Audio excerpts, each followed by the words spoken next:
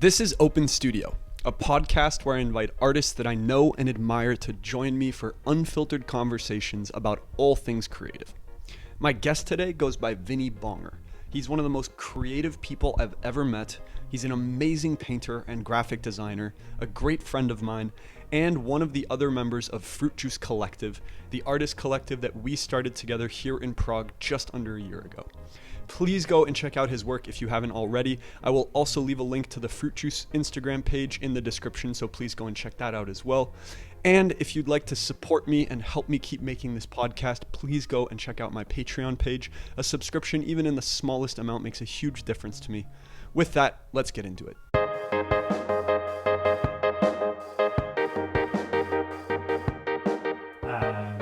Whenever I've tried to put like a camera on, I start thinking about the camera and not thinking about the painting, and that's what I should be thinking about.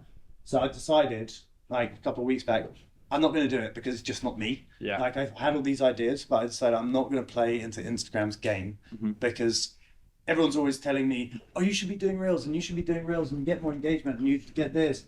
But that's not me either. In that respect, it's not me. I don't really want to do it, and I don't want to create video on it. That's not me. It's also kind of a dead end, man, because like even if you're getting more engagement, like the engagement is going to one specific thing, right? So it's like, I don't know. It's not actually supporting the art at all. Yeah. It's like I don't know. It's going in a totally different direction. That's how I feel a little bit. I feel like if I start doing reels and I start pushing that, then I start losing what people are interested in me for, and people come to me to get a weird and wacky painting or look at a weird and wacky painting.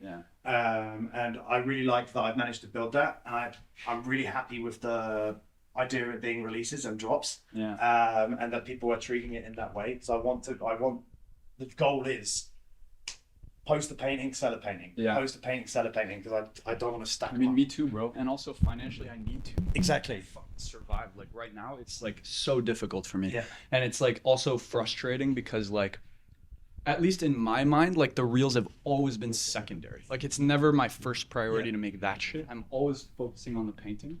But what ends up happening is that like the stuff that I care about the most, no one else is paying attention to. And the shit that I'm doing kind of like on the side because it's marketing and I felt it was like working for me is what's getting all the attention and engagement. And I don't give a shit. Yeah. Like, I don't want to do it, you know? You can always change your track, man. I'm going to, man. Yeah, I'm going to. Yeah. But I think it's also, then it's like a process of, you know, like now I have to do like paid ads again, probably to make that work. Yeah. Probably lose a lot of people in the meantime, which honestly I don't really give a shit about. Not necessarily. What I would do, I wouldn't even bother with the paid ads. Paid ads gets you following, not really sales. Paid ads has not really ever contributed to sales. It's more about following, It's people follow you. Yeah. And you'll go down the same track, just in a slightly different direction. Which at this point, I don't give a shit about the following anymore. Yeah. Like it's such a like useless number after a point, you know? And it's not something that I'm like putting energy. You're going to hit the Discover feed all the time because of your following and because of all these different people from all over the world that are following you for your paintings. Rely on that rather than pushing out ads. Like pushing out ads is just going to get you more following, it's going to get you more followers, blah, blah, blah. But it doesn't necessarily translate into sales. And that's just more money burning for potentially no reward. Use what you've got already and mold it into something that you want. That's what I would recommend, because I think that's the only way to go. And I think people will buy it more. I think just don't be salesy if you don't want to be salesy, but push it somehow. I think I kind of have to be a little bit, man. It's like something just do it in a way that you want. Like I know. This is the thing I need to do, is kind of like figure out how to word it or like message it where I'm comfortable. Yeah. And that's just, I need to like sit down and figure that out, what it's gonna look like. I did the same thing when I first like came up with it. I thought I'm quite a blunt person, and like my captions and stuff are all pretty wild. So I can easily slip that in. I just make it part of the personality, like holding the sign up. Please buy. My daughter needs food. Thanks. And shit like that. But that's my personality, and it's a bit stupid, and it's blah blah blah. But it's integrating your personality and just asking people to buy it. And you never know, it might just happen. Maybe. And give it a go. Yeah. Yeah, it's worth Give it a go. Worth a shot. I really want to like help you in any way I can with it. 100%, because like it really hurt me to hear you like saying stuff like that the other day. Dude, it's been really fucking hard, man, the past few months. Like it's and I also everything you said is I've also realized. Like I realized that's why it's happening. But it's I think you played in, if I'm totally honest, I think you played into Instagram a bit too hard. Yeah. And that's no bad reflection on you or anything like that. You're right. That was just from a outside perspective. Maybe it was because it was like the reels all the time, and that was the thing is you didn't consciously decide that yourself. You were pushed by. It was like a cause and effect where like that started working. Yeah. And so I pushed harder into it. Yeah. With the thought in my mind that like, okay, more followers, more people who are looking at this means more sales. Yeah. But that's not what ended up happening. It's actually the opposite. Yeah. But now you can transform that. Go like you've built the following with the content. Yeah.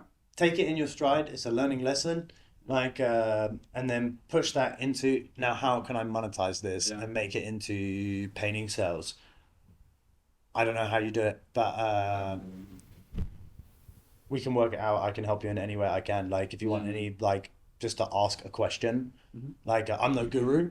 Yeah, but I think you do have you have figured out a way to do it for yourself that's working, and so like that's the experience would be valuable, like a valuable perspective.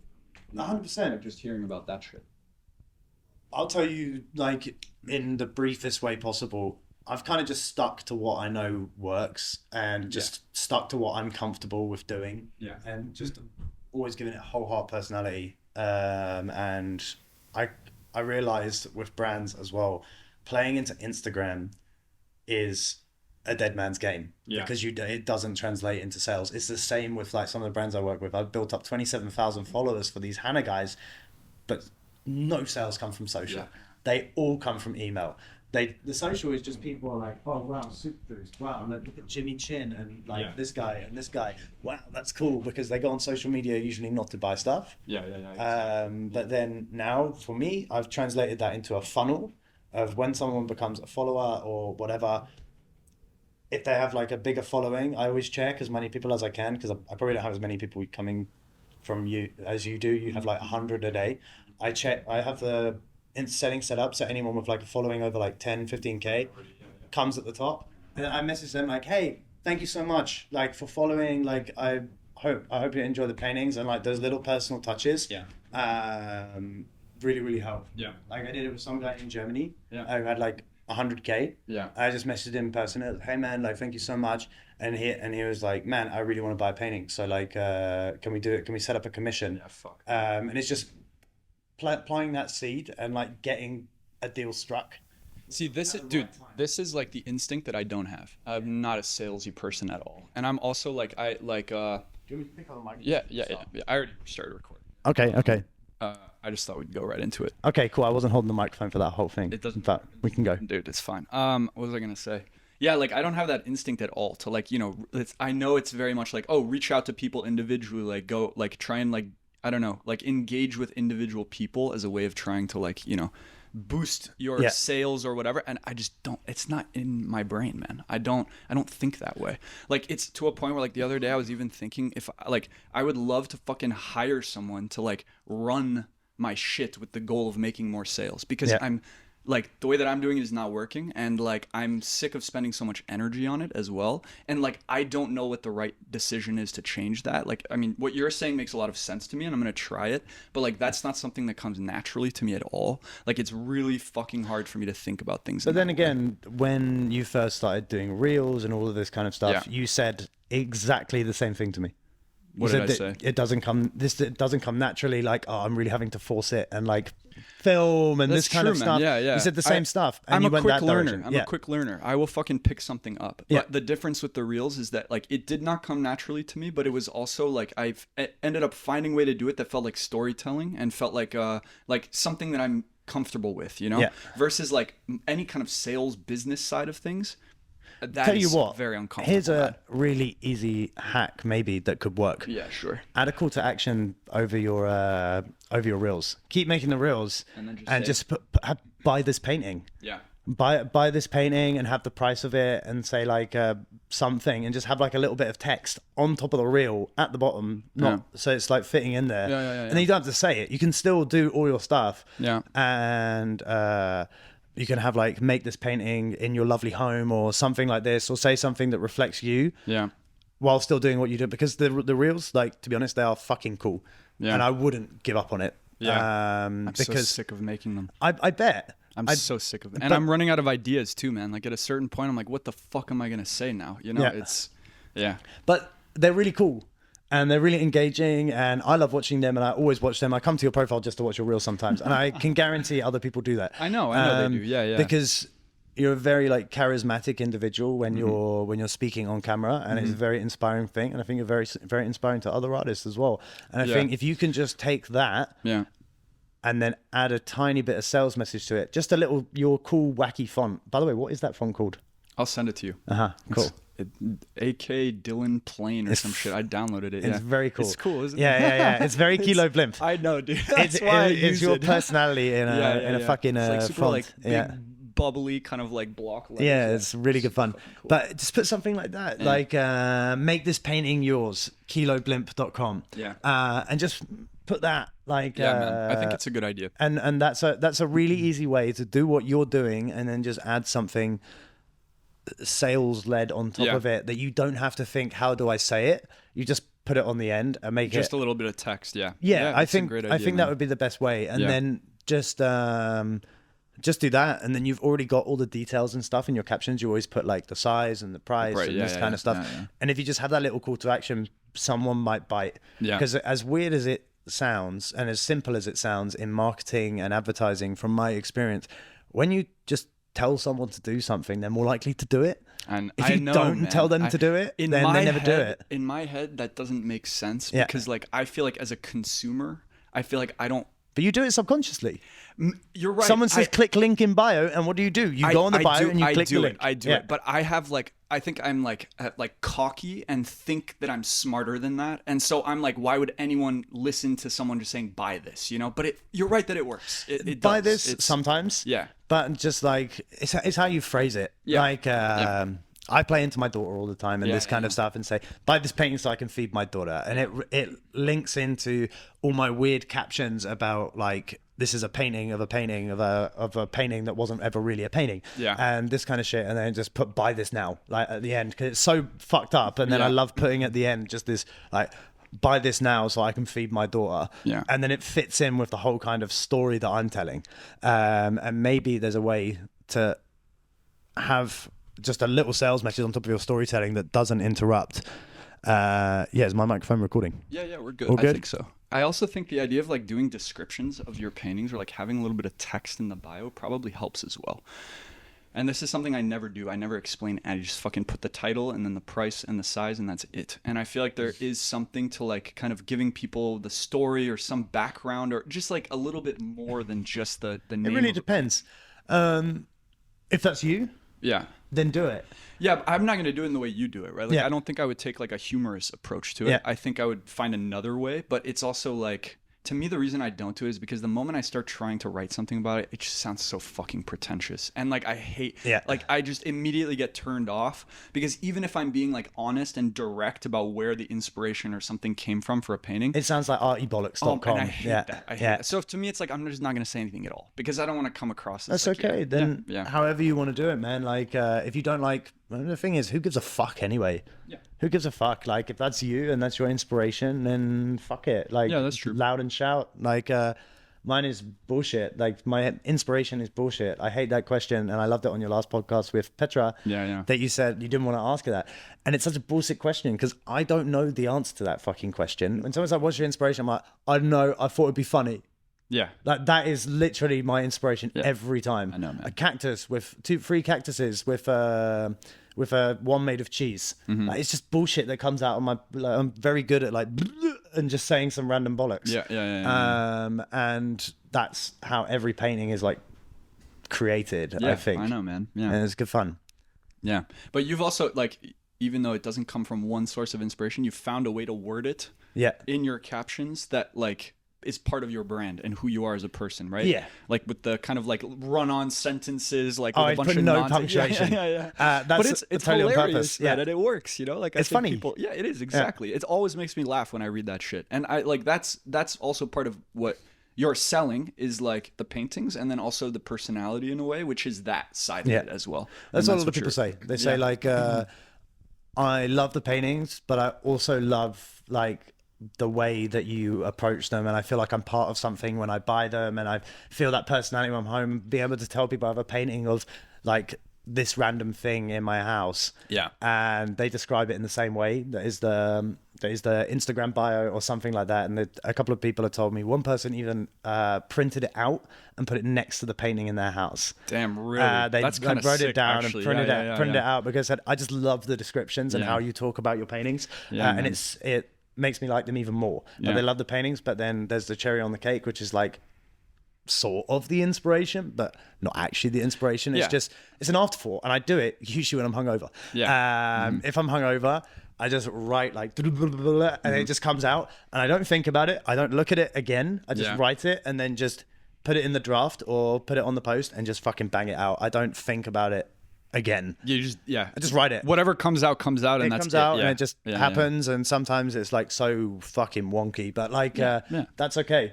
And I don't like to think about it. It's something that I've found with Instagram and like social media marketing. I just think for me it's better not to think about it, because I post just to get the paintings out there and yes, to sell them. But I say it all the time, we say it all the time, if Instagram didn't exist and I didn't get paid for painting, I would still do it. 100%. And like, I don't do it for Instagram, but it's just a good tool to have.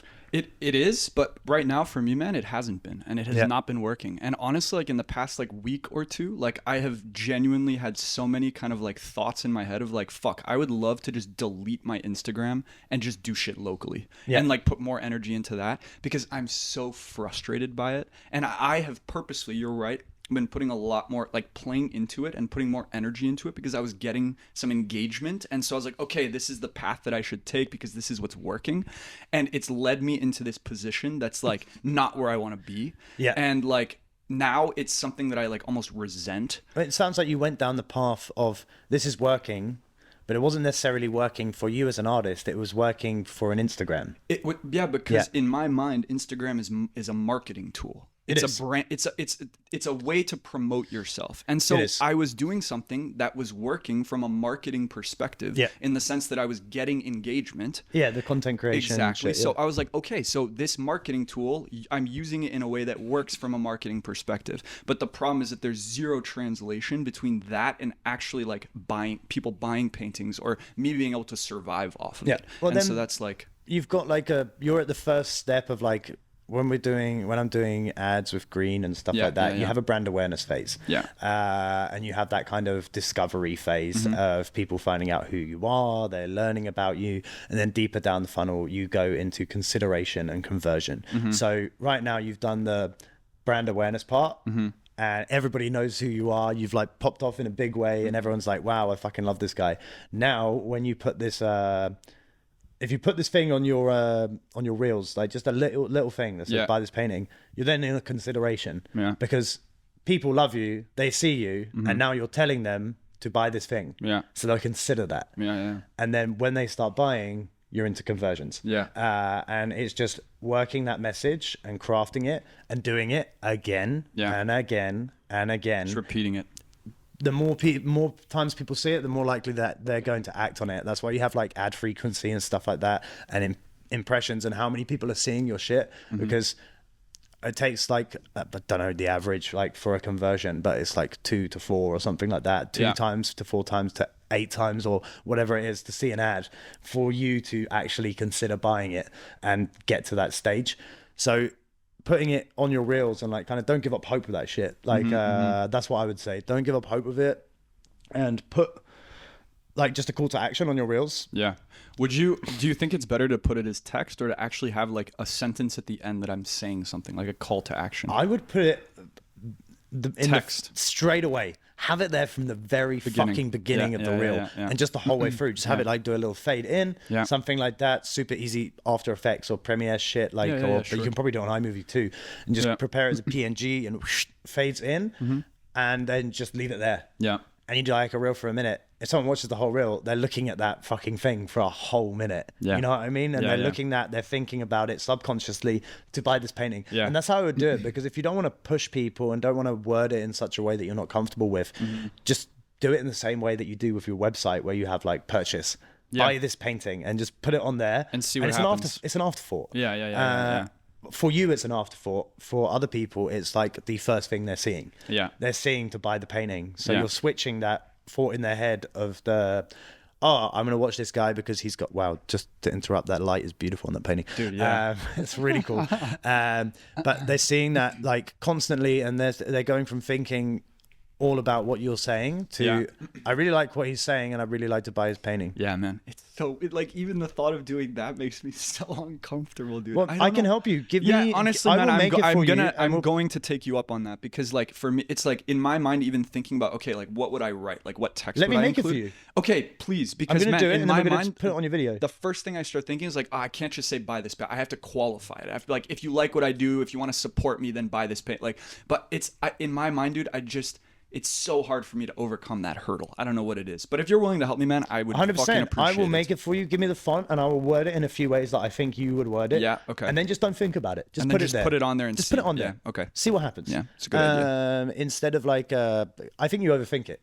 From like you said now, you're overthinking how to push 100%. But dude, this is what happens to me. Is like I live my life in a way most of the time where I don't think about shit and I just make stuff and I'm happy with it. And then every once in a while when I get like stuck somewhere, I get really stuck there because I overthink it. And the moment I start thinking about it, I can't stop thinking about it. I think that comes from that painting is such an internal thing for you, and you're such an introvert. Yeah, absolutely, man. You're a total introvert, and like your painting is so personal to you, you don't want to push it out to the world in such a way that it's like, you're not an extroverted person in terms of, hey man, buy this painting, like let's go, let's have some fun, like give me some money. No, not at all. 100%. Like you've got it so it's such an internal thing for you that you can't project that, and you don't know how to project that in terms of a sale. No, maybe like no, I think you're spot on. It's true. That's a totally normal thing. So let me help you, because I'm incredibly extroverted as a personality. Like I'm fucking flamboyant as fuck. But I will write it for you and just give you the PNGs. Man, that would be amazing. And then you just have to put it there. I would really appreciate it. And I'm just going to tell you, do not fucking think about it. Just do it. If you come to me and say, oh, can we reword this? I'm just going to tell you to fuck off. I'm going to say fuck off and put it on your reel. This is what I need, man. That's exactly what I need, actually. Yeah. A little help from your friends. Yeah. Always helps, man. I appreciate it. Seriously. It's, yeah. And I think you're the right person for it too, because that is something that you're good at. I'm a marketing man. You are, man. That's it. For sure. That's it. But it plays well. It was really hard to discover how to market my paintings, because I didn't want to come across as an ad man. When it comes to branded stuff, I try not to come across as too much of an ad man, but I always do. I don't get that impression at all from the stuff that you're like posting or sharing. It doesn't seem like too salesy at all. No, like you've interwoven it with your personality and like what your brand is as an artist in a way that like feels very natural. Actually, yeah. I think that's the way, and it works for me. But it's taken me fucking forever to discover that. Yeah, for sure, man. I mean, it's a process. It's 100%. It's going to take time to get there, yeah. Like, as soon as I started painting, how long ago was it now? 2.5 years. I've been painting now. And as soon as I got into that painting and got into painting itself, I started posting. And I was like, I need to get myself out there. And I've always been very confident in this kind of stuff.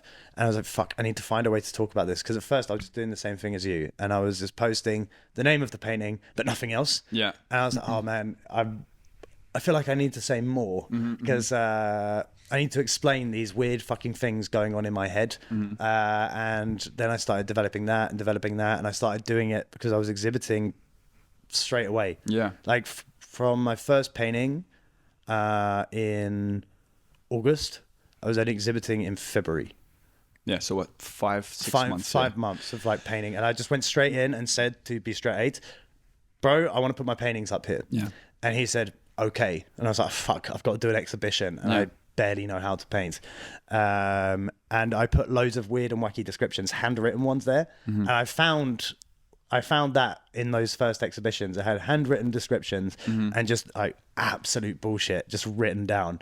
And everyone said, I love the descriptions. I love the descriptions. I was like, okay, maybe I can take this and put it into my Instagram bios now. And then it worked. Yeah. And then that was where it kind of came from. I was like, okay, cool. And it took me a long time to discover that and to work it out. Man.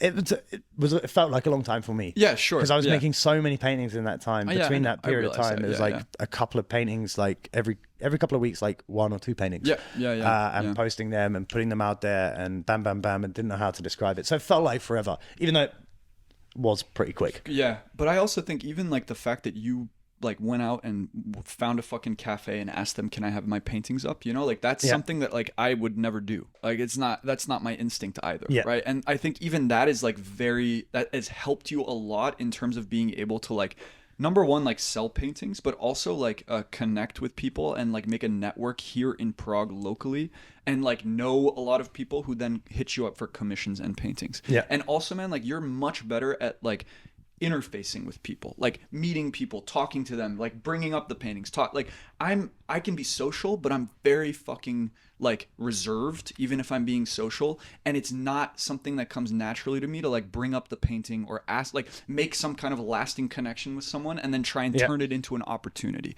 It's not the way my brain works. And I feel like that also benefits you a lot, is being able to like be at an opening event, for example, and meet like 6 random people who showed up, and 4 of those random people, you like gave them your number, your Instagram, and they want a commission, and then you follow up with them and then you get a commission. Yeah. Whereas with me, it's like, I meet 15 people, whatever. I don't do any of the sales pitch. I don't do any of the marketing at all, because it's just like it's not like my instinct to do that, you know? But that's okay. Yeah. That's okay. Well, it's okay until I can't afford to paint anymore. Yeah. Right. And then it's not okay. Yeah. Yeah. And that's the point that I'm at, like genuinely. Like I can't afford to do it anymore. And so like I need to fucking figure something out, and I need to do it quickly, because otherwise, man, like I'm going to have to get a job and I'm not going to be able to do this shit anymore. Yeah. And it's like, that's like also very demoralizing to me, you know? Yeah. But it's the reality. It's an interesting thing. I mean, like, I take it from a different perspective. Like, I work full time. Yeah. And paint. But I think for me, I don't know how to describe this. It's such a weird thing. For me, I need to have difference in my life. Yeah. I could not paint full time because I would get bored. Yeah. I love the idea of it, and like painting all the time, like it sounds beautiful, but I know myself as a personality, and I would get bored very fucking quickly, because I'd be doing the same thing, and you know me, I'm a absolutely herring mess of a human being. Like I have to be boom, boom, boom, boom, boom, busy doing everything. It's like working, baby, painting, bam, bam, bam, bam. I'm a non-stop human being. But for you, I think it's more of a vocation. For me, dude, it's an obsession. Yeah. It fluctuates between passion and obsession, but most of the time it's obsession. And it's something that like I can only do if it's the only thing I'm doing. Yeah. Like I tried to paint on the side with a full-time job, part-time job for years, and it never worked for me because I need to put all of my energy into it. Yeah. That like, and I know it sounds like maybe people don't understand that, it sounds crazy, but genuinely, man, like that's the only way that it works for me. Yeah. Is if this is everything, and it's everything that I'm putting my energy into. Got it. And that's like, that's kind of something that I'm now trying to like, I need to turn that attitude, or find a way to keep having that attitude, but also being more realistic about it. Yeah. And like, you know, supporting myself financially, but it's, Well, that's it, man. Like, I totally get it. When you say like, I have to put my all into it. Yeah. I know the feeling, because I have the same feeling, just different. When I have to put my all into painting, but I have to be doing other things as well. I have to put my all into multiple things. That's just who I am as a person. And I think for me, that's where a lot of the drive comes from. Is I really enjoy like having an advertising agency and working in this kind of stuff. I like problem solving. Yeah. And then I come home and I've done all my like weird design shit for the day, and then I hang out with my daughter, and then I've got so many ideas because I haven't been thinking about it. I haven't been thinking about painting, and my biggest problem is I overthink everything and I get too obsessed with stuff. So it's better for me to break things up into like, I'm doing a bit of this and a bit of that, because then I stop thinking about other things. Yeah. I stop thinking about one thing all the time and start thinking about multiple things and blah, blah, blah, blah, blah. And then when it comes to painting, I just have like inspiration on tap, and it just comes out naturally. I just go and I stand and I fucking ham it for like 3-4 hours. And it's the biggest release. So like you need the space in order to find like the inspiration in or order like to thrive. I think I wouldn't be able to do what you're doing because I think I would get bored of doing the same thing every day.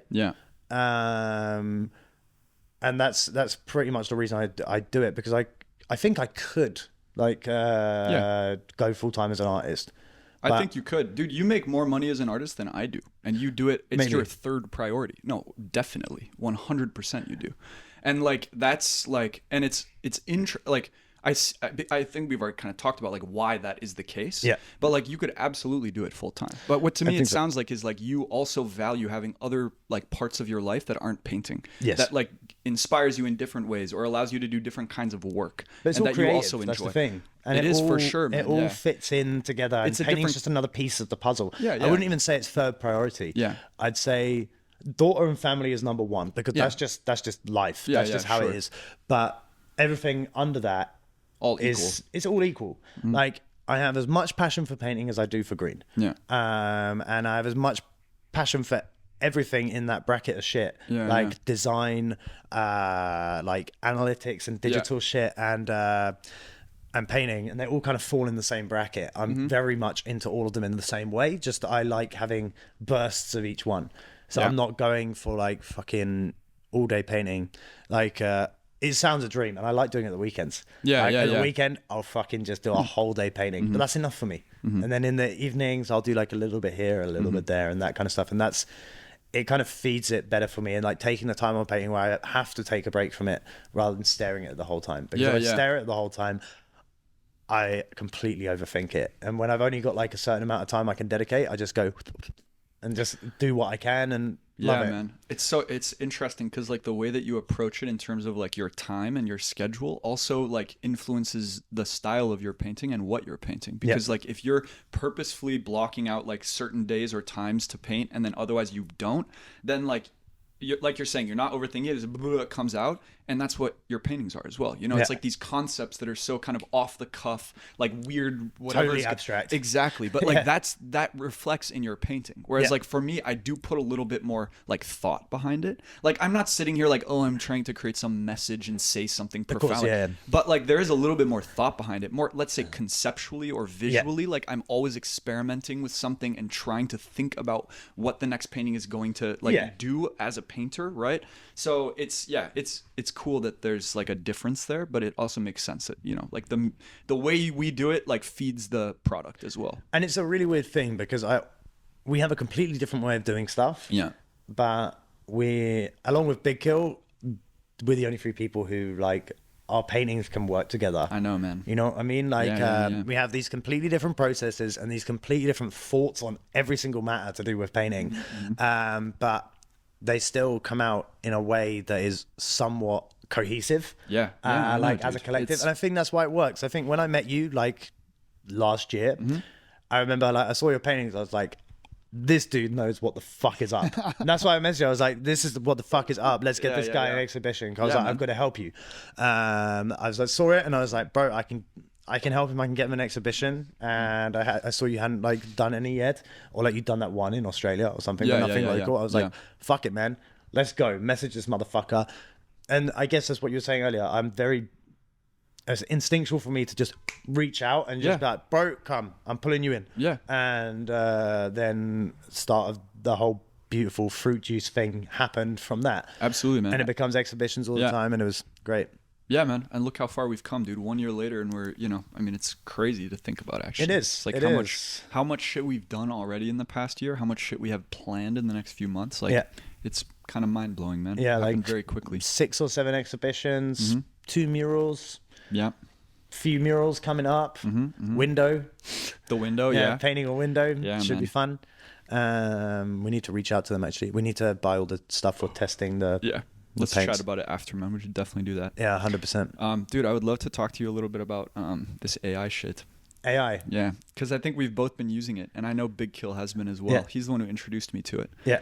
But it's something that I've honestly, man, like been really like thinking a lot about in the past few weeks, and Tell me some thoughts. It scares the shit out of me in a lot of ways. Why? Because it's like so I'm using Midjourney, right, for people who are listening or watching, and basically what I've been doing is like, and you're, I think, doing something similar, maybe in a different way, but like taking my paintings and putting them into Midjourney and then using that as a reference to create like an AI generated image. So it's like coming from the way that I paint, but it's ultimately like a totally new image that the AI is making. And what's scaring me is that I've gotten to a point now where the images I'm generating are so fucking cool and like beautiful and like interesting in like different, like the way that it abstracts certain things is like so fascinating to me that like when I first decided to like copy one and paint it, like I felt like I jumped 10 years ahead in my ability as a painter. Like it was like I'm now able to like express an idea or a concept visually that I never would have been able to do without the AI, that maybe I would have gotten to organically in 10, 15, 20 years. And the reason it's scary is because like now that I've done it, I'm like, it's like I've opened Pandora's box, and it's like, now it's almost like it feels like a crutch a little bit in a way, or like it could turn into a crutch. I share that thought. And I stopped feeding it my paintings because of that. I know I use Midjourney, but I use it with just to get my word vomit out. And I just put my word vomit and like my ideas for a painting into Midjourney. And it usually comes with some image that I use it for maybe a reference in terms of composition. But that's about it. Because sometimes when I was thinking, right, 3 cactuses, 1 is made of cheese, then I just got that, and it gave me a sort of reference image. To start from. Yes, exactly. Like rather than going, okay, cool, so all right, I'm going to draw a cactus here and this, it's still my unique thought. Except I'm using AI as a tool to push that thought forward way faster. And as you said, like to get a concept out into the world or out of my head and onto paper, and it expresses in a way I might not have thought about before. But then I take that as a reference and then change it. Like for example, with the cactus one, which you guys will see soon, it's being released next Wednesday. But I got the reference for the 2 cactuses and the cheese, and then I naturally drew in the pillow and the baked bean on it and added the little cookies around it and the mountains in the background. And I just used an element. That's how I'm using AI. And same with most things. The sheep and the capybara, like I just typed in sheep and capybara standing in front of a church, and it gave me those poses. And that's what I needed. That's what I was like, how do I position them in my head? And instead of just drawing it, I was like, okay, Midjourney, give me some different ways that I can that they can pose. And it gave me like 4 different versions, as you do. And I was like, okay, cool. I like this one. Some more variations on that. And I was like, I like how that sheep looks. So I'm going to use that sheep and that capybara, and then everything else is organic around it.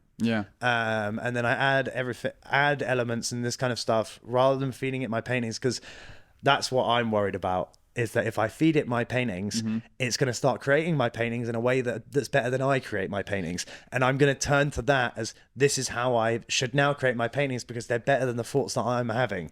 And I'm really scared about that. But dude, that's what's happened to me. Is that like I've done 3 of them now, and I'm going to do a 4th one. And it's better than anything I've ever painted. And it's not my idea. It's an AI generated image. And that has made me also like, dude, literally the other night I was like looking through all of my paintings over the past year or whatever, and I was like, I fucking suck. I'm terrible at painting, because like this computer in 15 seconds created an image that to me is not only like more visually appealing, but also in terms of color, in terms of composition, in terms of like the moments of abstraction or having these like absurd little like details in the painting. That's something I could never come up with. And it's what I would love to be able to come up with. It's something that I've thought about like wanting to come up with, but I haven't very been able differently to. about like this. This looks like Kilo Blimp.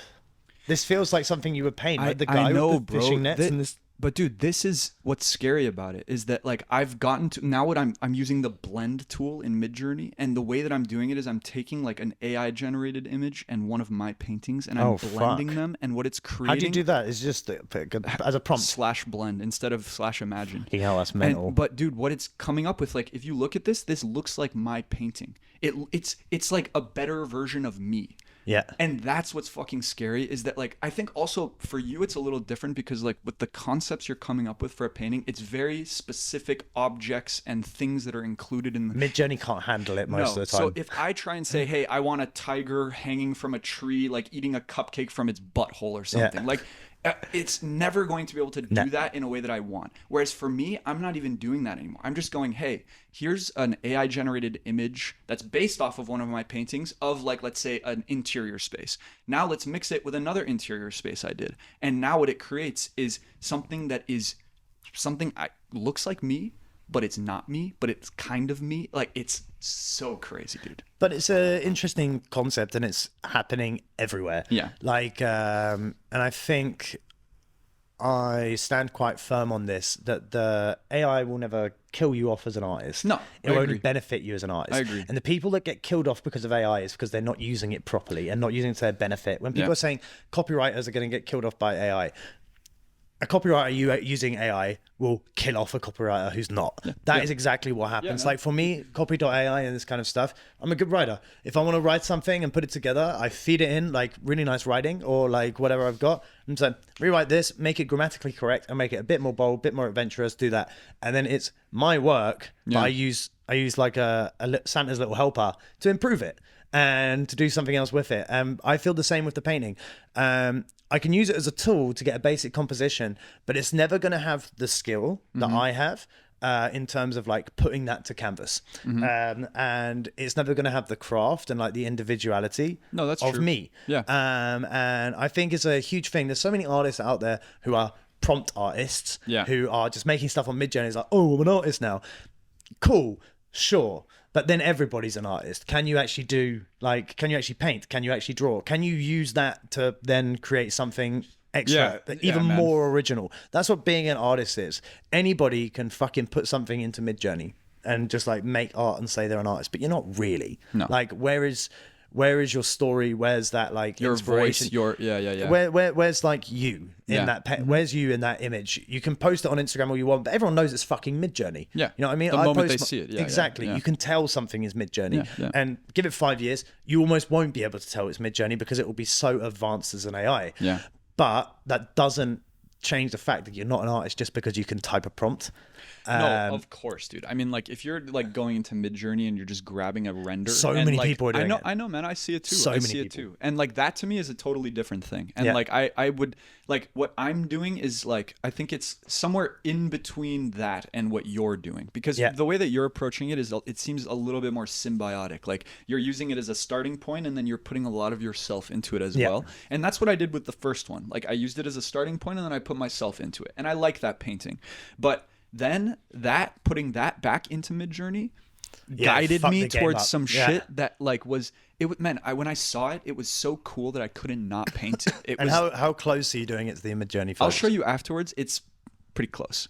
But the issue is that like there's like because the resolution is so low in these images, like some of the details are totally abstracted or don't make any sense. So I do have to like make some adjustments and kind of like infer what this object would be. So I'm like making changes, obviously, and I'm also not projecting it on there. So the drawings are a little bit wonky. Of course, or it's still different. a little bit off. Yeah. But it's like in terms of color and in terms of composition and detail, like I really am like trying to mimic it as closely as possible.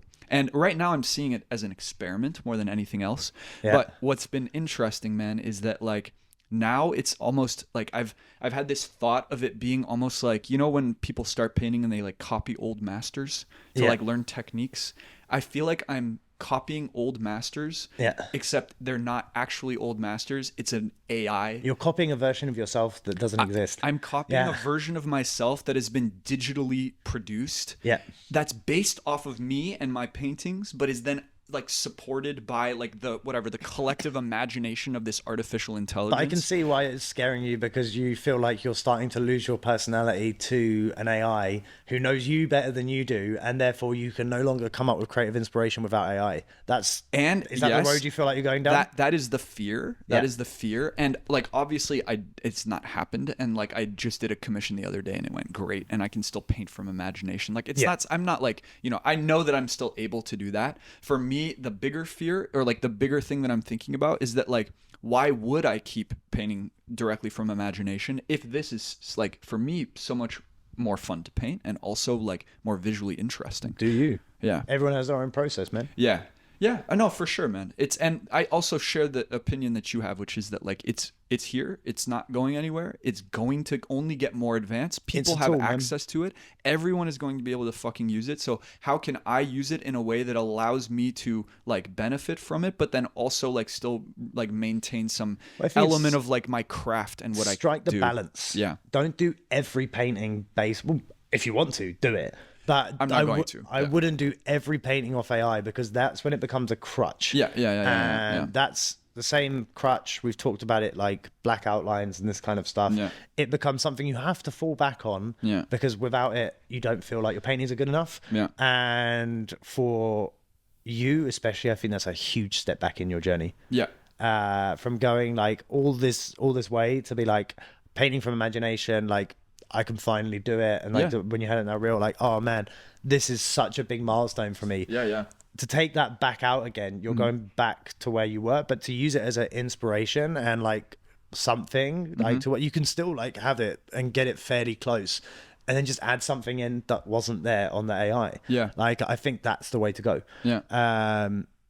It's a really tricky one. And I love the conversation on AI, because I think it's a great fucking tool. Like, people are like scared of it, like, oh, it's going to steal all our fucking jobs. No, it's not. Like, if you know how to use it, like, you can use it to your benefit to make your job better, turn you into like a supercharged version of yourself. Yeah, absolutely. Just because you've essentially got a personal assistant that is working day and night for you and lives to serve you. Yeah. And you ask it something and it does it in seconds. You're not waiting for like fucking 2 hours for someone to source some images, or 2 hours for someone to write some copy. I can give it a fucking reference or like something to go off, and it will sort me it in like seconds. Like, for example, when I was doing some stuff for Boots, like, they have a end line on their thing, with you for life. And I was like, give me 6 versions of a headline that starts with, each one has to start with you for. And I said, and relate the following statement to a imperfectly perfect British summer moment. And it did it, and it did it fucking perfectly, and saved me like an hour's worth of thinking. I just did it and copy paste, bang, change a couple things like here and there. Of course. Oh man, it's like soggy picnics in the park, and I was like, fucking sick. Like, that is such a nice human writing. And it's coming from such a good place, but it needs that feeding like the right way before it can give you that back. If you feed AI crap, it's going to give you crap back. 100%, man. And I think like a lot of people are, at least like, seem to see it as separate. It's like humans and AI. Like, it's this entity in and of itself that is like totally separate from human influence, and it's not at all. I mean, at least not yet, right? Like, it's something that we're living with and working with. And it's also like everything that AI is generating comes from human input, dude. Like, everything that it makes is not, it's not some sentient thing that's creating something out of nothing. It's pooling vast amounts of information and then synthesizing that and creating something out of it. Absolutely. And all the information that it's pulling from is human information. It's shit that humans have created and put onto the world. It needs your input for that. And it does. I think I want to use AI as a way to develop my style even further and give me the room to play around with like my concepts even more by reducing the time it takes for me. Like, when I was coming up with concepts before AI, I was spending a lot of time thinking about how am I going to put this together. And for example, like with the cactus cheese one, I keep referencing it. The cactuses and the cheese was a basic composition that I took quite a bit of inspiration from in terms of shapes and like layout, and like it also really helps with the shadows. I could just draw the shadow. And I don't have to think about shadow. And that's amazing. I know, man. Because shadow is I like it being a bit off, and I think AI has realized that, and it always gives my shadows just a little bit wonky and gives them a bit wobbly and stuff like that. And that's what I'm looking for. Like, just like, can I get the bits that are painstaking and take me too much time, like the initial composition of the main objects or the main motifs or whatever is going on in the painting. So the 2 cactuses and the cheese one, and then I organically draw around that. So I have this idea. I sketch that based off a reference onto the canvas, and then draw stuff around it that then makes it even more mine. But I think that's a great tool, just to cut out the bullshit. Like, and when it does the shadows and stuff for me as well, I just sketch where the shadow's going to be. I don't have to think about that, because usually how I approach like the final shadows. So let's say the sun's coming from here and hitting the cactus, it's going to come out and down and like out like backwards. But if it's already like there and I can get that in the sketch, I don't have to consider it after I've painted everything and think, what's the right way to do this? I just draw it on and then it's paint ready to go. Yeah, exactly. Yeah. And it's just about speeding up your process. And I think it really helps for us as figurative painters rather than an abstract painter.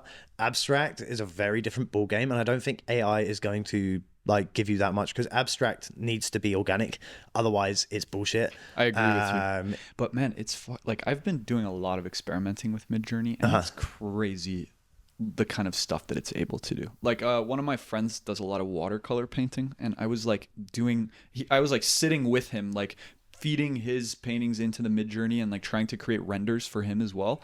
And the way that it like was it Connor? Yeah, Connor. Yeah. It was like the way that it like love his shit, man. Dude, yeah, he's fucking awesome. The way that it interpreted texture and transparency and like fluidity, they looked like watercolor paintings. And like it blew my mind, because I agree with you, especially when it comes to like a more loose or abstract way of painting. A lot of the like life in a painting comes from the human movement and that kind of like flow of it and the energy of it. It was doing it, man. In a way that like, obviously it's like pretty low resolution, but like if you recreated that painting almost exactly on a larger scale, no one, I don't think, would ever say this is AI generated. Wow. It would look like it's actually like a watercolor painting. And that's where like, it's also like, we're just at the early stages. Like I think it's only going to get better at being able to do that. Man, this is just a baby. We're not even in like, we've just come out the womb. Like the head is coming out of the womb. It's like we are like in birth at the moment. We haven't even like started going. I know, dude. Like there is one hair sticking out of that pussy of life. So poetic. That's it, man. And it's fucking poking there, and we're gonna see it. Like when the head comes out, we're fucked. When that thing is walking, talking, ball of fun, wow, like the shit we're going to be able to come up with. But I've got so much confidence as an artist that it's never going to be able to do it the way I do it.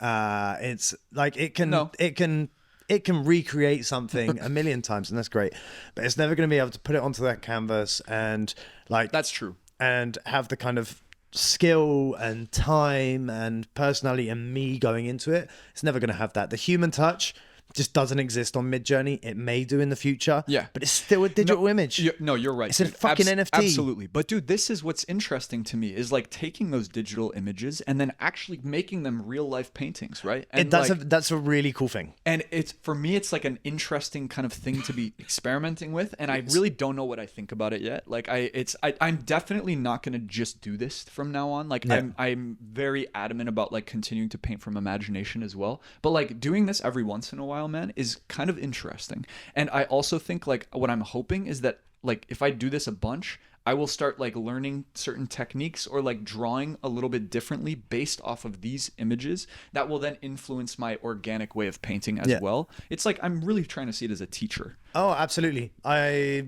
do the same thing, use it as a tool. I even use like copy.ai for my like painting. Like I was struggling with what was it, to get some paint really compact and to make it like, you know how when you mix a paint, sometimes you're painting a large area, it gets really streaky, even if you're using a bigger brush. And I asked copy.ai to tell me a better way to make my painting less less streaky. Really? And just on the chat on GPT-4, just saying like, hey man, like how do I make my painting less streaky? It's like this, and I'm trying to get it more compact.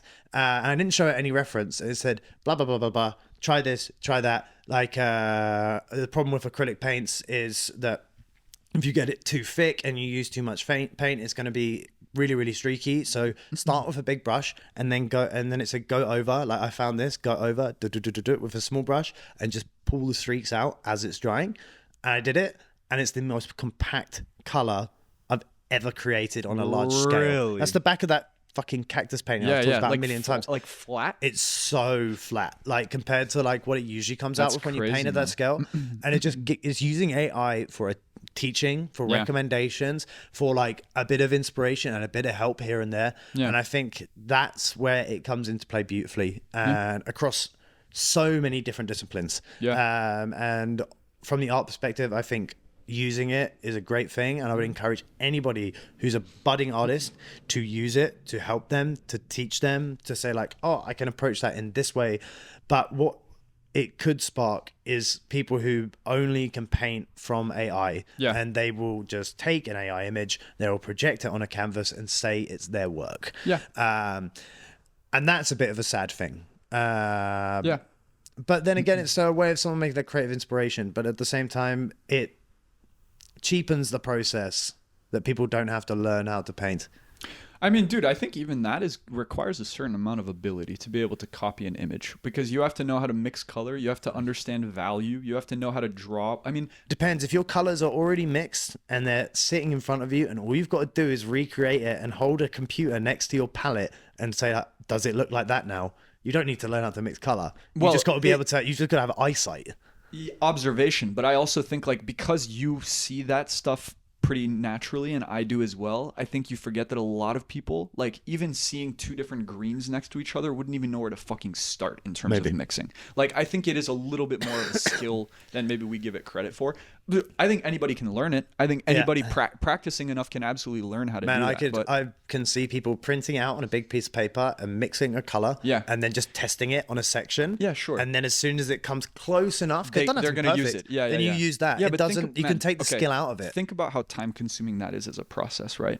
And like, okay, also that's going to happen. People are going to do it, right? And it's like, it's going to get to a point where you won't even be able to tell whether it's an AI generated image that someone copied or if it's someone's original Absolutely imagination. not. You wouldn't be able to tell that now. No, like exactly. Looking at these and saying, and you said you're pretty close, I would still say that's Kilo Blimp.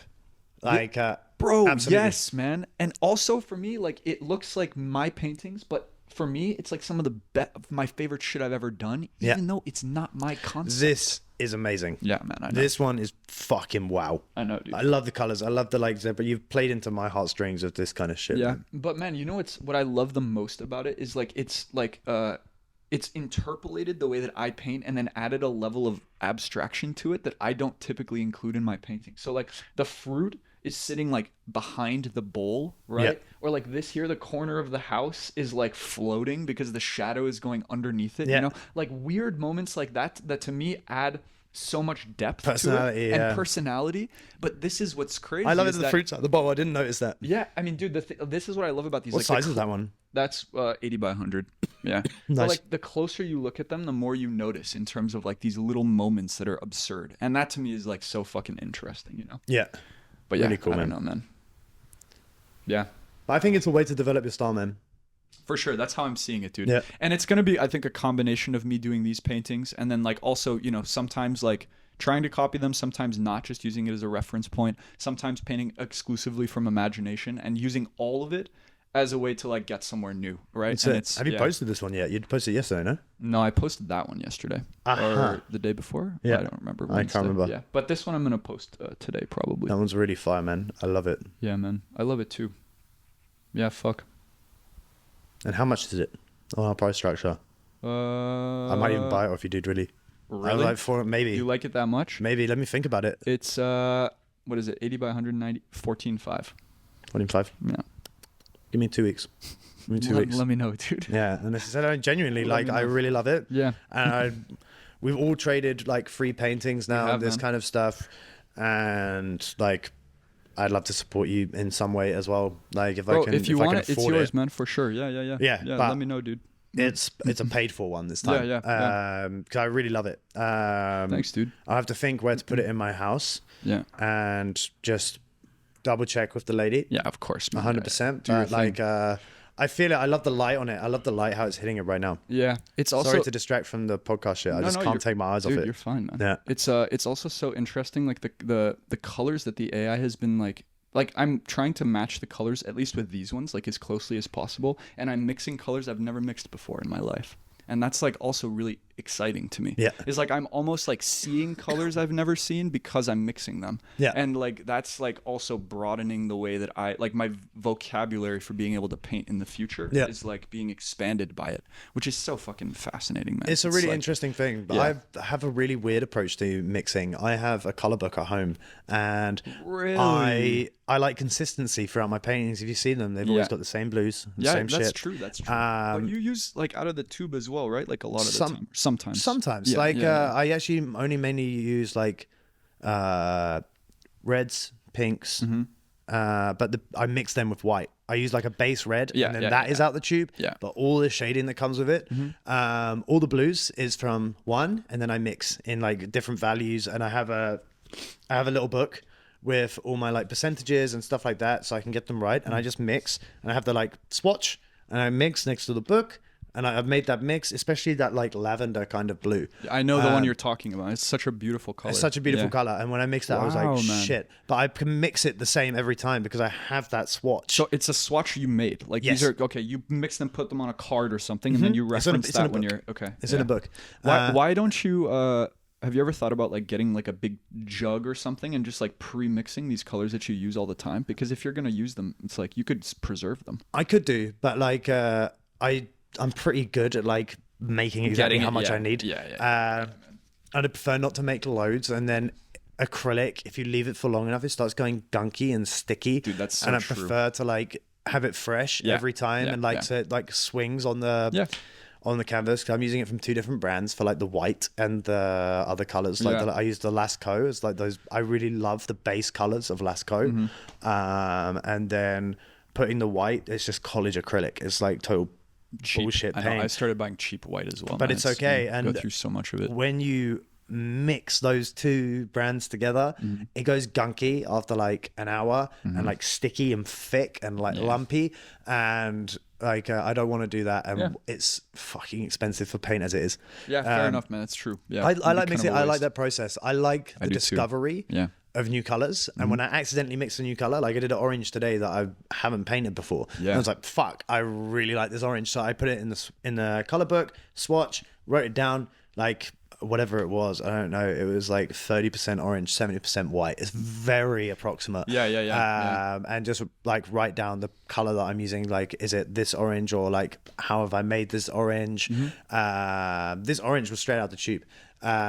Orange, I like getting straight out the tube because you get those really poppy oranges. You don't have to try too hard with. Orange is a hard one to mix for me.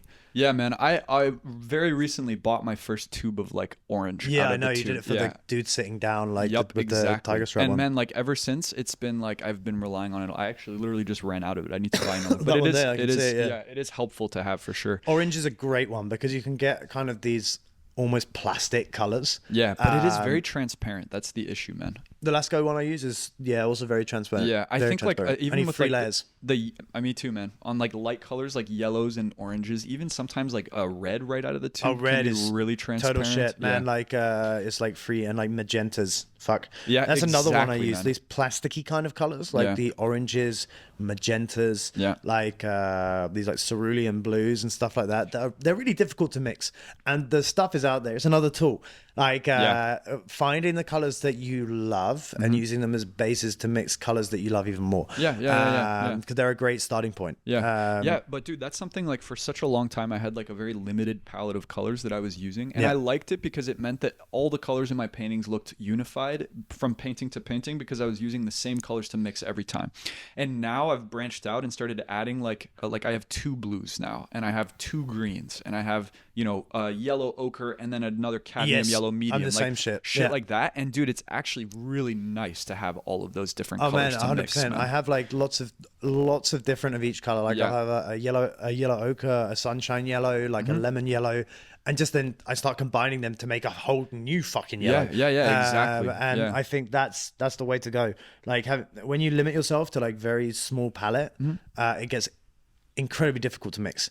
Like It does, man. If you're trying to make like a green, or it's and like fuck. you can get an approximation of a color, but it loses a lot of its vibrancy. Yeah. You know, like when I used to mix oranges, I had a really hard time getting a bright orange because Yeah. I was doing so much like yellow plus magenta plus white or whatever, and then it just gets washed out. Yeah. Whereas like using it right from the tube, adding a little bit of yellow to make it more yellow, a little magenta to make it more red, whatever, and then a touch of white, like that works so much better, and the colors pop a lot more. Yeah.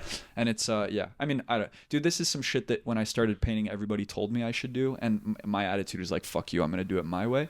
And now I've discovered that actually it was a good piece of advice all along, but I needed to arrive to it on my own. 100% is that discovery of like who you are as a painter. It's the same thing with me. Like I started very, very basic, mixing it and just having a couple colors in the tube, and then I was like, fuck, but I really like this color, and I really like this color, and I really love the colors that Lasco come up with, and I love how vibrant they are, and like mixing them together just goes fucking bananas. And I love it. It's the only problem with Lasco is it's fucking expensive. I know, dude. It's like 400 crowns for a small tube. You get the like little 250s, fucking 400 crowns.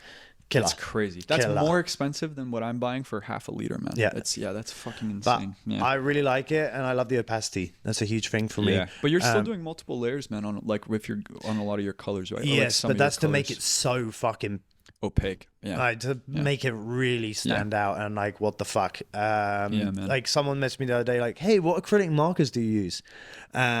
And I was like, oh no, it's acrylic paint. He's like, how the fuck do you get it that flat? Yeah. And I was like, because I go over it and over it and over it and over it. And he's like, oh, you must be buying like really high quality paint. I was like, yes. And I use it multiple layers because I want it to be really fucking Opaque. Just opaque as fuck. If you look at my paintings, there is always zero opacity. Yeah. No, 100% opacity. Sorry. Yeah. No transparency. Exactly. Yeah, man. Sometimes maybe on the details there's a tiny bit because I can't be bothered to go back over the details sometimes because they're so intricate. Yeah. And it's like I've just touched it and I'm like, well, that is good enough. It looks close enough because it's over another layer of something else. As long as I can't see the other color coming through and it doesn't differentiate the color too much from the color that it's detailing. Then I'm cool with it. I've been leaning into that transparency a little bit more recently, man. Yeah, where it's like I've noticed. Like, you can see it on like, this one. Yeah, like there's big opaque areas, and I love having that opacity as well. Like I think it looks super cool. But then there's certain moments where, like for me, it almost like from far away you won't notice it because like you're just taking in the entire image. Yeah. But then when you get up close, you can see these Makes like, it feel more areas human. Exactly. Yeah. And I kind of like that, especially with certain details and stuff. Like I don't mind having it be like a little bit transparent in some areas. I think it comes from I love opaque, and I think that comes from being in graphic design. Yeah. I think that's 100% it. Yeah. Because I like it Makes when sense, man. Yeah. like, and working in print for so long, like you don't really get that human element, and I like translating my digital side into a human side. Yeah. Because with my paint, my digital is very geometric. My painting is like, what the fuck is going on? So that's like my differentiator between the two is weird and wacky, but the thing that stays the same is I like the colors to be flat. And I'm huge on it. If I see like transparency, I'm like, go away. Yeah. Get the fuck out of here. Man, you know what we should do? We should fuck around sometime when we have the time and like try and just paint it transparently, like more like watercolor, like just as an experiment to see where it takes us, man. Up the wall. Yeah, I promise you. Me too. It would make me feel like it's unfinished and messy. Oh my but God. like I still think it'd be an interesting thing to try. We can do you know? it. We can give it a go. Yeah. That's something I really like about Big Kills painting. Sometimes he gets it really like sometimes it's really flat, but you can sometimes see that there's like that transparency in there, and it really works. It definitely works, but it's because he's also a fucking herring mess, and his paintings are a total herring mess, but like in the most beautiful way. Like our paintings are all herring messes. Yeah, absolutely, in their own ways. Yeah. Big Kill, you just see his paintings, I'm like, fuck, that's a Big Kill painting, and it's the same with you. I see it, and I'm like, that's a fucking blimp. Yeah. That's it. Well, same with you too. Yeah, I know. It's so crazy. It's and it's a really individual thing, and that's Juicism. That's juicism. That's it, bro. There's Fauvism. There's like fucking abstract and expressionism. Yeah. We're creating juicism. Juicism is our style. I love it, but the word doesn't flow off my tongue in the way that I want. Juicism, you know, it's like a little. I feel like we could workshop it. I don't think we can. No.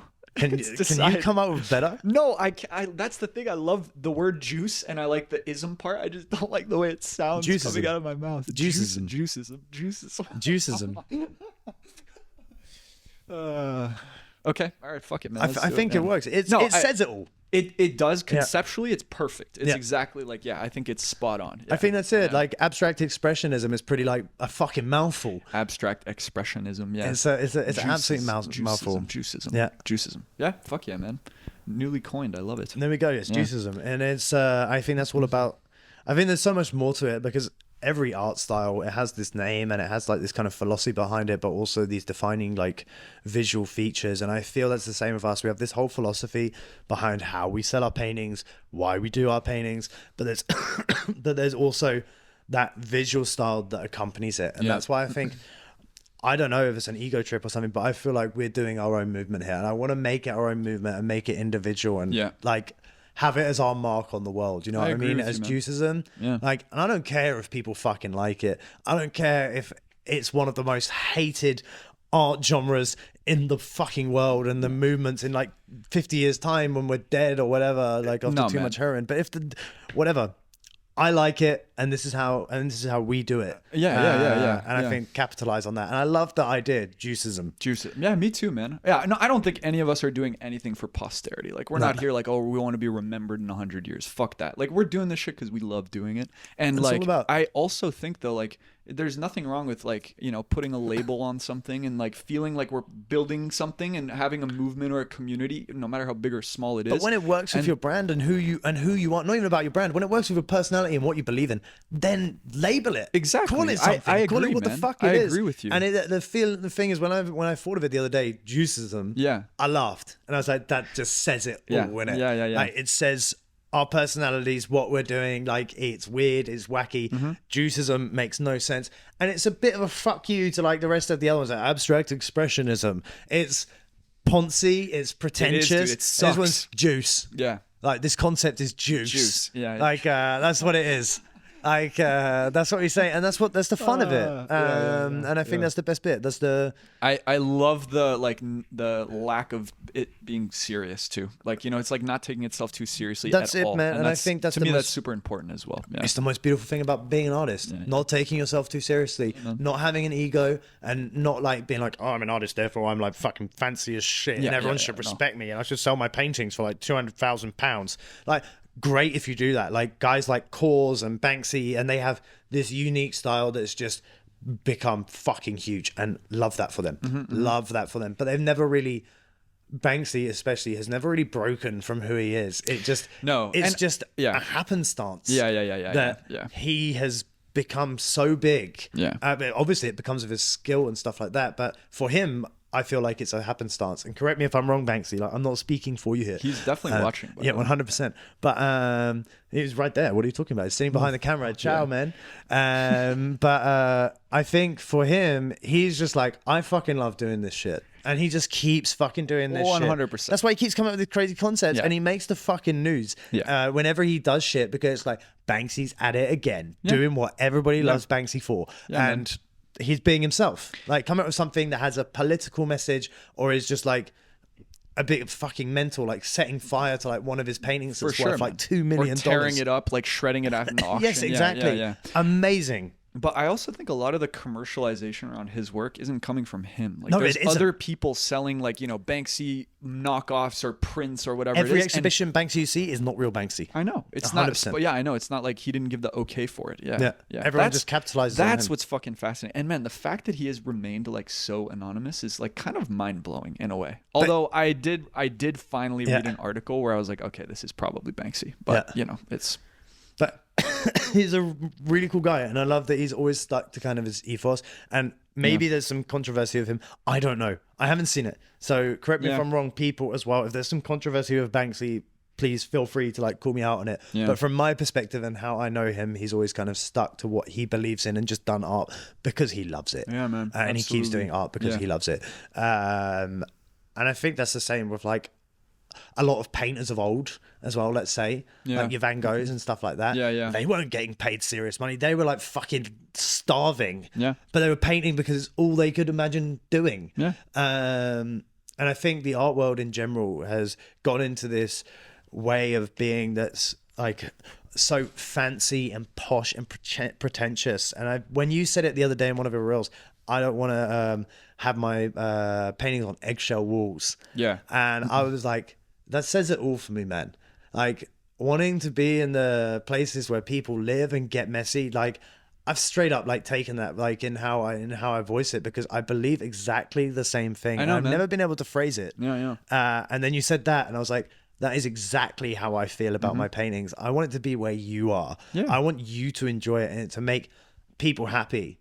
And it doesn't need to be fucking gatekept behind paywalls of like these guys who are taking all your money anyway. And I get it. You're paying for their marketing, but you're keeping yourself in this inclusive fucking gated world. Rather than doing art because it makes you happy and make other people happy. That's my opinion. I'm sure there's artists out there who are in galleries who love doing what they do and they love that thing, and I respect them for that. If that's your journey, that's your journey. But it's not my journey. I agree, man. And I think there are people out there who are great artists who that's what they're looking for. Like their goal is to, you know, like be validated by the industry, or like they are really like involved in the industry. And that makes sense. Like if that's what you're into, go for it, right? But like I agree with you that like for me, and it seems like for everyone in our collective, like that is the polar opposite of what we're looking for. And we are actively trying to message something that's the opposite.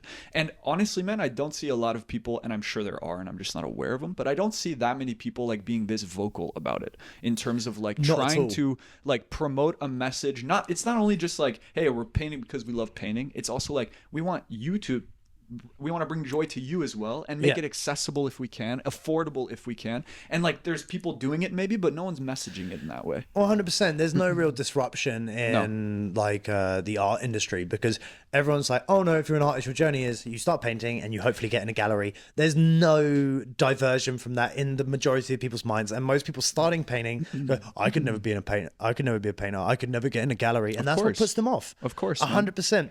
And I think that's bullshit.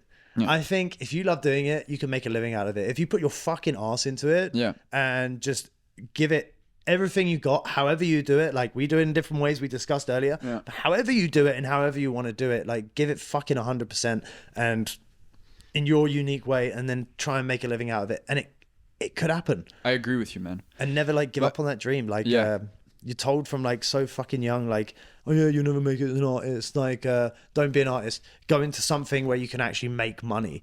And that puts you off because you're fucking bred into, I need to make money so I can get my house and when I have my kids and blah, blah, blah, blah, blah. And from like an early age, you're always told that. And something with my daughter as well is like, I'm never, ever going to tell her that. And if a teacher tells her that, I'm going to tell them to fuck off. 100%. Just walk in the school.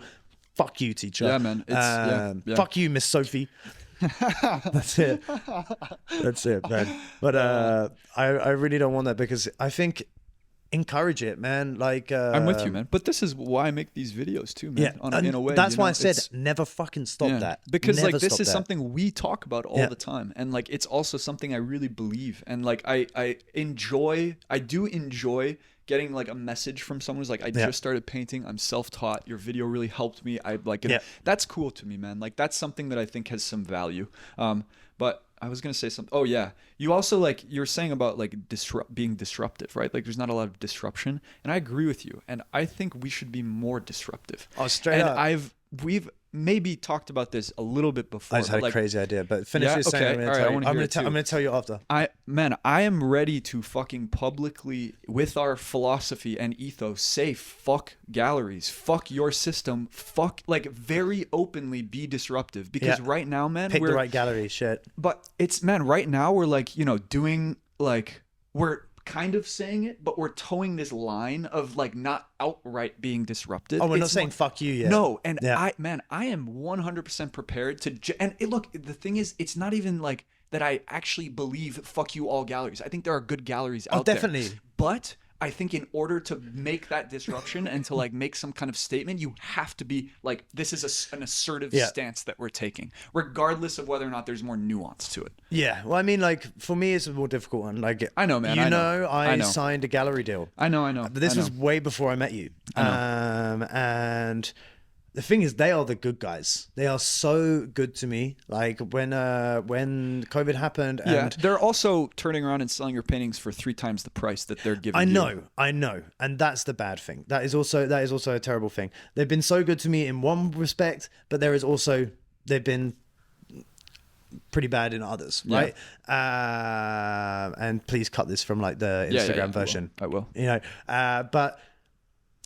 At the same time, I don't want to come across as a hypocrite because I did this, but it was part of my past. It was part of my past. I signed a long, I signed a long deal, and I was under that impression that I need to, as an artist, get a gallery deal. And someone reached out to me and gave me a very good offer. Yeah. And I was like, this is standard for the industry. I should probably accept this. And I did, and I got it on really good terms for me, but also really good terms for them. And then afterwards, I was like, oh shit, like what have I done? But legally binding for 7 years, right? But I can get out of it if I don't sell for 2 years. Okay. I mean, dude, look, I know the position you're in, and I think it's a good thing for you as well. Like, I don't think it's something you should just stop or give up on, right? It's definitely keep that going. No, I think I love those guys in one way, but I also hate that like I'm getting duped on my paintings. That's another part of it. So I think like when I will end the relationship in a very respectful way. And please do not put this in the video because they follow me like on Instagram and shit like that. This, man. You can keep it on your YouTube, but just not on the Instagram cut. What was I saying? Like, they do take a lot of my money. And I'm like, I think they've been wonderful in some respects, but in other respects, it's just not me anymore. They haven't been bad to me. They're just doing what their job is. And I agreed with that at first, but I no longer want to work like that.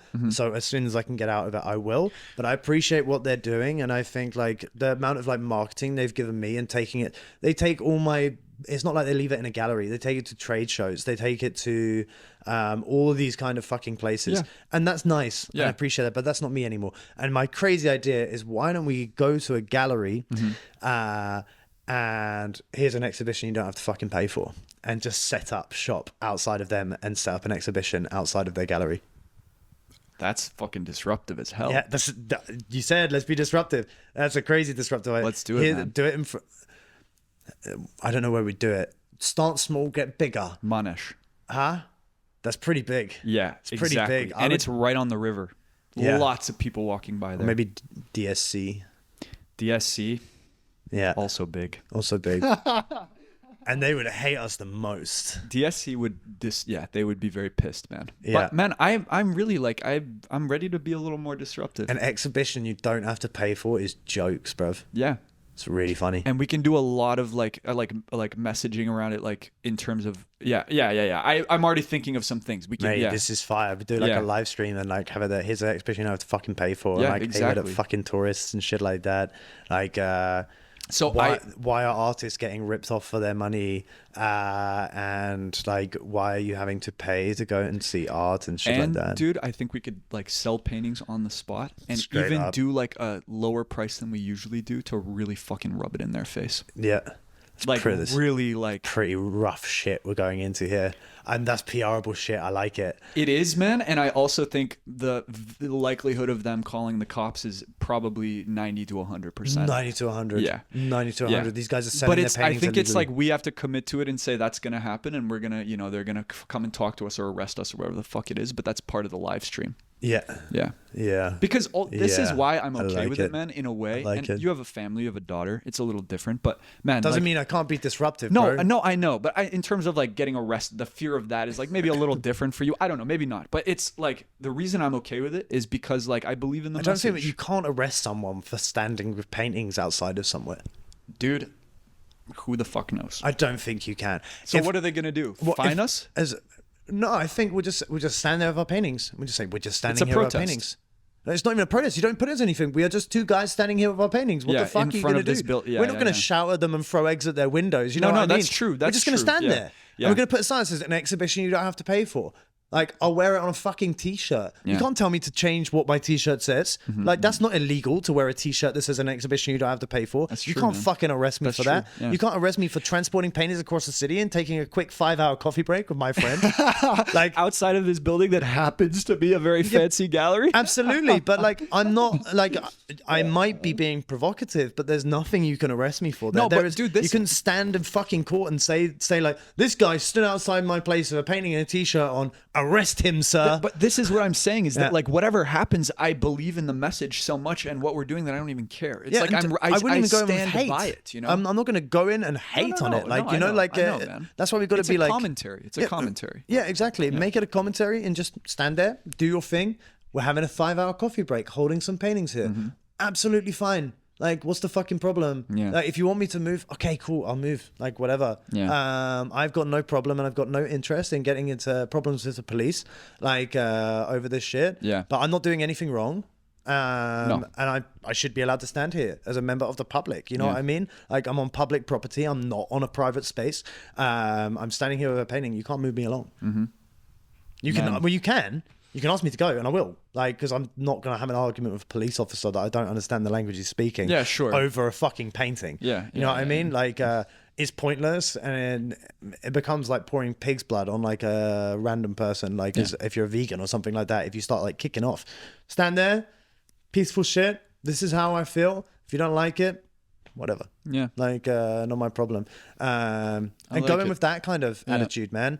Like, don't go in and like fucking throwing paint on their windows and stuff like that. No, of course not. I would Yeah. never. I don't believe in any kind of vandalism or destruction. Man. Or I don't. abuse, that's not. man. Yeah, that's or not. hate. That's not I'm not like about that. That's not juicism. Juicism is love. Exactly. That's not our MO. I think it's more just like making a little bit of a statement about like, hey, listen, giving like people this the is, option to see this if is one how for you free. guys work. This is how we work, and Yeah. we want to offer both options, and Yeah. we're going to do it in a place that's a little bit disruptive. Yeah, Just- it's 100%. We do it this way, and we want people to be able to experience our way of doing galleries in the same way you want people to experience the way and you do even galleries. man, like, oh, you guys won't let us into your galleries. You won't showcase our work. You won't share our philosophy or do like, you know, even promote what we're doing. So, hey, if you're not giving us the space, then we're going to find a space to do it ourselves. And it just so happens to be over the road from your shop. Exactly.